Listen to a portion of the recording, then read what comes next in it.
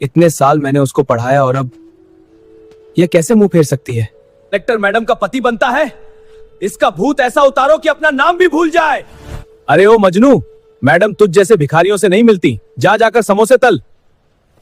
मैंने उसे पढ़ाया, उसे ऑफिसर बनाया और अब पहचान के लिए लड़ रहा हूं। क्या यही मेरा पाप है? मुंबई का अंधेरी ईस्ट का वो चौराहा जहां समय कभी नहीं रुकता। हर मिनट सैकड़ों गाड़ियां गुजरती हैं। हजारों लोग एक दूसरे को धक्का देते हुए अपने सपनों की तलाश में भागते हैं।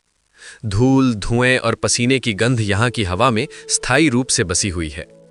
इसी कोलाहल के बीच एक कोने में विक्रम का छोटा सा लोहे का ठेला खड़ा रहता है। विक्रम, जिसकी उम्र करीब 35 साल होगी, लेकिन चेहरे की झुर्रियां उसे 45 का दिखाती थीं। उसके हाथ कढ़ाई के ऊपर बड़ी फुर्ती से चलते थे। वो उबलते हुए तेल में जब बेसन के पकौड़े डालता तो उठने वाली छन छन की आवाज उसे दुनिया के बाकी शोर से अलग कर देती थी। लोग आते, गरम पकौड़े खाते और पैसे फेंक कर चले जाते। विक्रम के चेहरे पर हमेशा एक ठंडी बेजान मुस्कान रहती, ऐसी मुस्कान जो अक्सर उन लोगों के चेहरे पर होती है जिन्होंने बहुत कुछ खो दिया हो। अचानक उस दिन दोपहर के वक्त वातावरण बदल गया। ट्रैफिक सिग्नलों को जबरन लाल कर दिया गया। पुलिस की गाड़ियों के सायरन ने हवा को चीर दिया। काले रंग की स्कॉर्पियो गाड़ियों का एक लंबा काफिला वहां आकर रुका। लोग ठिठक गए। उस काफिले के बीचों बीच एक सफेद रंग की सरकारी गाड़ी थी जिस पर नीली बत्ती लगी थी और आगे जिलाधिकारी की प्लेट चमक रही थी। गाड़ी का दरवाजा एक सुरक्षाकर्मी ने खोला। बाहर निकली नेहा शर्मा। उसकी नीली सिल्क की साड़ी की कड़क और चेहरे की कठोरता बता रही थी कि वो सत्ता के शीर्ष पर है। वो वहां के जल निकासी प्रोजेक्ट का मुआयना करने आई थी। विक्रम का हाथ कढ़ाई के पास रुक गया। धुएं और भाप के गुबार के पार उसने नेहा को देखा। एक पल के लिए उसकी आंखों में वो पुरानी चमक लौटी।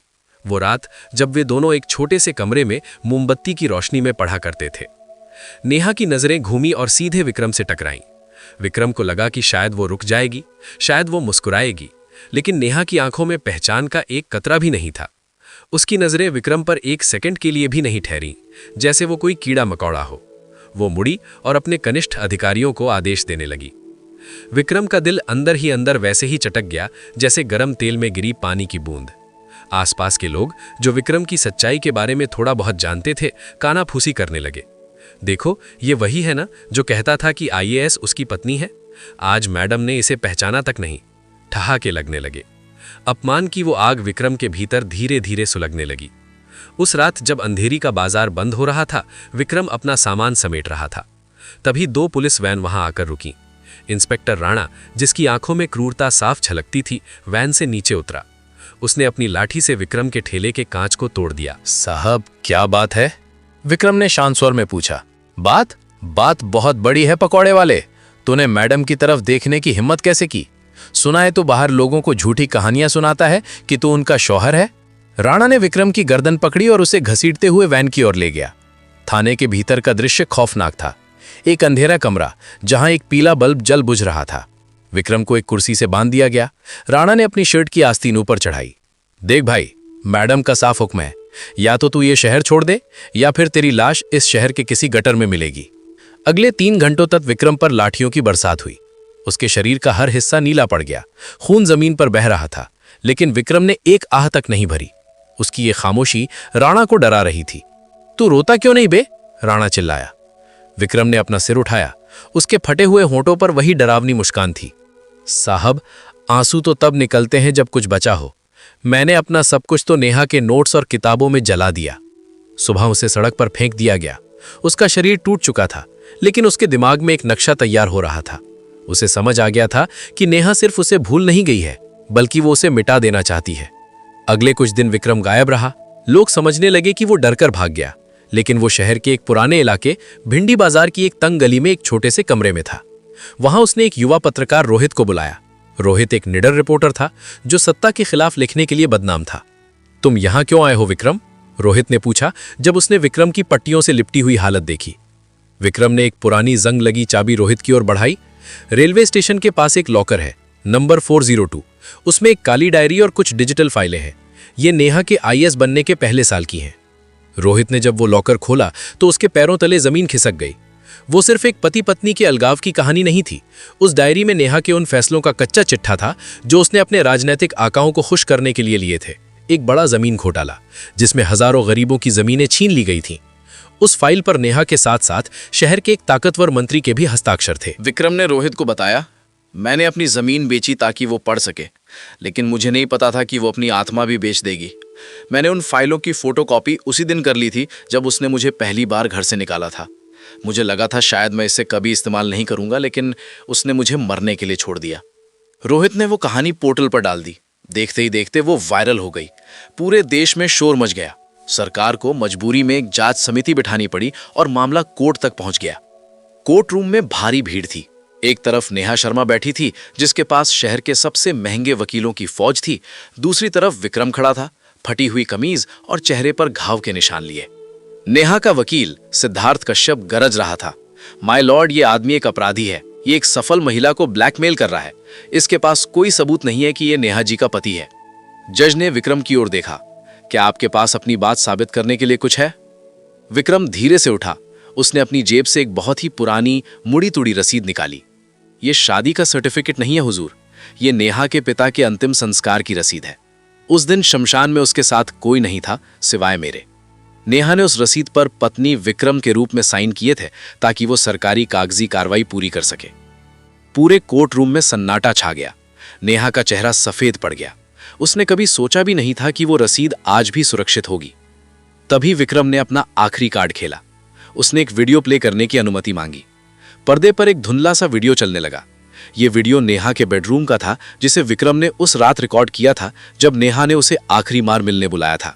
वीडियो में नेहा साफ कह रही थी, विक्रम, मैं जानती हूं कि तुमने मेरे लिए क्या किया, लेकिन अब मेरा स्तर तुमसे बहुत ऊपर है। लोग क्या कहेंगे कि एक आईएएस का पति पकौड़े तलता है। तुम या तो गायब हो जाओ या फिर मैं तुम्हें गायब करवा दूंगी। अदालत का फैसला ऐतिहासिक था। नेहा शर्मा को पद का दुरुपयोग, जालसाजी और हत्या की साजिश रचने के आरोप में जेल भेज दिया गया। उसकी सारी संपत्ति जब्त कर ली गई। जिस सत्ता के नशे में उसने अपने पति को ठुकराया था, वही सत्ता उसे सलाखों के पीछे ले गई। 6 महीने बाद अंधेरी का वही चौराहा। विक्रम फिर से अपने ठेले पर खड़ा था। अब उसके पास समोसे खाने वालों की लाइन और लंबी थी। लोग अब उसे पकोड़े वाला नहीं बल्कि विक्रम भाई कहते थे। रोहित उसके पास आया। विक्रम, सरकार ने तुम्हें मुआवजे के तौर पर 50 लाख रुपए देने का फैसला किया है। अब तुम ये काम छोड़ सकते हो। विक्रम ने कढ़ाई से एक समोसा निकाला और उसे कागज में लपेटते हुए कहा, रोहित भाई, ये पैसे मेरे नहीं हैं। इसे उन लोगों के कल्याण में लगा देना जिनकी जमीनें नेहा ने छीनी थीं। तुम अब क्या करोगे? रोहित ने पूछा। विक्रम ने दूर सड़क पर जाती एक पुलिस वैन को देखा जिसमें कैदियों को ले जाया जा रहा था।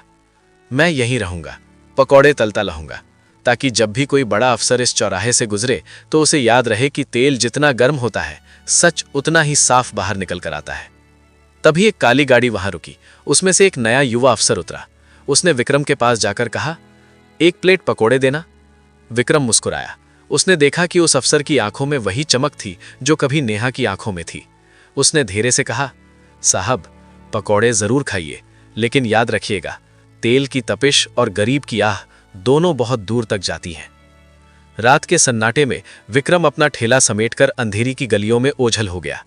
लोग कहते हैं कि वो आज भी वहीं मिलता है, लेकिन अब उसकी मुस्कान में वो पुरानी कड़वाहट नहीं बल्कि एक गहरा रहस्य है। कहानी अब एक ऐसे मोड़ पर पहुंच चुकी है जहां विक्रम सिर्फ एक पीड़ित नहीं बल्कि एक रहस्यमयी खिलाड़ी बनकर उभरा है। जेल की ऊंची दीवारों के पीछे, जहां सूरज की रोशनी भी पहरेदारों की इजाजत से आती है, नेहा शर्मा एक अलग ही दुनिया में थी। वो मैडम कलेक्टर नहीं थी, वो कैदी नंबर 702 थी। उसकी रेशमी साड़ियां अब खुरदरे सूती कपड़ों में बदल चुकी थीं, लेकिन उसके भीतर का अहंकार अभी भी मरा नहीं था। एक रात जब जेल की बैरक में सन्नाटा था, नेहा को महसूस हुआ कि कोई उसे देख रहा है। उसने आंखें खोली। सलाखों के बाहर एक साया खड़ा था। कौन है? वो फुसफुसाई। कोई जवाब नहीं आया, बस एक लिफाफा उसकी कोठरी के भीतर फेंक दिया गया। नेहा ने कांपते हाथों से उसे खोला। भीतर एक पुरानी तस्वीर थी, उसकी और विक्रम की शादी की, लेकिन उसमें विक्रम का चेहरा कटा हुआ था और पीछे लिखा था, तुमने सिर्फ चेहरा काटा था, मैंने जड़ें काट दी हैं। नेहा चीखना चाहती थी, लेकिन उसकी आवाज गले में ही फंस गई। उसे एहसास हुआ कि विक्रम का जाल सिर्फ कोर्ट रूम तक सीमित नहीं था, जेल के भीतर भी उसकी पहुंच थी। अगले दिन इंस्पेक्टर राणा, जो अब खुद एक अपराधी बनकर दूसरी सेल में बंद था, संदिग्ध परिस्थितियों में मृत पाया गया। जेल प्रशासन ने इसे दिल का दौरा बताया। लेकिन राणा की आंखों में जो खौफ जम गया था वो कुछ और ही कहानी कह रहा था। नेहा समझ गई। विक्रम एक एक करके उन सभी चेहरों को मिटा रहा था जिन्होंने उसे प्रताड़ित किया था। शहर के पौश इलाके में स्थित एक सफेद बंगले में राज्य के कद्दावर मंत्री दिग्विजय सिंह पसीने से तरबतर थे। नेहा शर्मा सिर्फ उनकी मोहरी नहीं थी, वो उनके काले साम्राज्य की राजदार थी। रोहित की रिपोर्ट ने जिस घोटाले का जिक्र किया था उसके तार सीधे दिग्विजय सिंह की कुर्सी से जुड़े थे। वो पकौड़े वाला इतना खतरनाक कैसे हो सकता है? दिग्विजय ने अपने पीए पर चिल्लाते हुए पूछा। सर, वो सिर्फ पकौड़े वाला नहीं है, हमने उसकी पुरानी फाइलों की जांच की। वो कॉलेज के दिनों में स्टेट लेवल का चेस चैंपियन रहा है। वो चालें बहुत सोच समझ कर चलता है। तभी दिग्विजय के फोन पर एक मैसेज आया, एक अनजान नंबर से। उसमें एक वीडियो लिंक था। जब उन्होंने उसे खोला तो उनके होश उड़ गए। वो वीडियो दिग्विजय सिंह और नेहा शर्मा की एक गुप्त मीटिंग का था जहां वे करोड़ों के वारे न्यारे कर रहे थे। कैमरे का एंगल ऐसा था जैसे वो वीडियो किसी ने बहुत करीब से, शायद किसी नौकर या वेटर के रूप में रिकॉर्ड किया था। नीचे एक संदेश लिखा था, अंधेरी के चौराहे कर कल दोपहर 3 बजे अकेले आना, वरना ये वीडियो सीधे सीबीआई के पास जाएगा। अगले दिन दोपहर के 3 बजे अंधेरी का वही शोर शराबा, वही धूल और वही तपिश, लेकिन आज माहौल में एक भारीपन था। मंत्री दिग्विजय सिंह अपनी पहचान छिपाकर एक साधारण सफेद कुर्ते में विक्रम के ठेले के पास पहुंचे। विक्रम अपनी कड़ाही में बड़े इत्मीनान से समोसे तल रहा था। उसने मंत्री की तरफ देखा भी नहीं। बैठिए साहब, समोसे अभी तैयार हो रहे हैं, विक्रम ने शांत आवाज में कहा। खेल बंद करो विक्रम, क्या चाहिए तुम्हें? पैसे, पावर या नेहा की रिहाई? दिग्विजय ने दांत पीसते हुए पूछा। विक्रम हंसा। उसकी हंसी में एक ऐसी ठंडक थी जो दोपहर की गर्मी में भी मंत्री को कंपा गई। साहब, मुझे कुछ नहीं चाहिए, मैंने तो बस एक वादा पूरा किया है। नेहा से मैंने कहा था कि मैं उसे एक दिन बहुत गर्व महसूस करवाऊंगा। आज पूरा देश उसका नाम जान रहा है ना? तुम बर्बाद हो जाओगे विक्रम, मैं तुम्हें कच्चा चबा जाऊंगा, मंत्री ने फुसफुसाते हुए धमकी दी। विक्रम ने कढ़ाई से एक जलता हुआ कोयला निकाला और उसे सीधे मंत्री के हाथ के पास मेज पर रख दिया। साहब, आग से वो डरता है जिसे जलने का डर हो। मैं तो राख होकर फिर से जी उठाऊं। तभी चारों तरफ से सायरन की आवाजें गूंजी। पुलिस की गाड़ियां नहीं, बल्कि प्रवर्तन निदेशालय, ईडी और सीबीआई की टीमें थीं। रोहित, वो पत्रकार, एक कैमरे के साथ सामने आया। मंत्री जी, आपकी और विक्रम जी की ये पूरी बातचीत लाइव रिकॉर्ड हो रही थी। आपने अभी अभी स्वीकार किया कि आप नेहा शर्मा के साथ मिलकर खेल खेल रहे थे। दिग्विजय सिंह के पैरों तले जमीन खिसक गई। विक्रम ने अपनी कढ़ाई बंद की और अपना पुराना थैला उठाया। कोर्ट ने दिग्विजय सिंह को भी जेल भेज दिया। नेहा की सजा और बढ़ गई। विक्रम का नाम अब पूरे देश में सच्चाई का सिपाही बनकर गूंज रहा था। लेकिन विक्रम को प्रसिद्धि की भूख नहीं थी। कहानी का असली ट्विस्ट तब आया जब रोहित ने विक्रम से एक आखिरी सवाल पूछा। विक्रम, तुमने ये सब कैसे किया? एक साधारण आदमी के पास इतनी जानकारी और इतनी पहुंच कहां से आई? विक्रम ने रोहित को एक पुरानी डायरी लिखाई। ये वो डायरी नहीं थी जो कोर्ट में पेश की गई थी।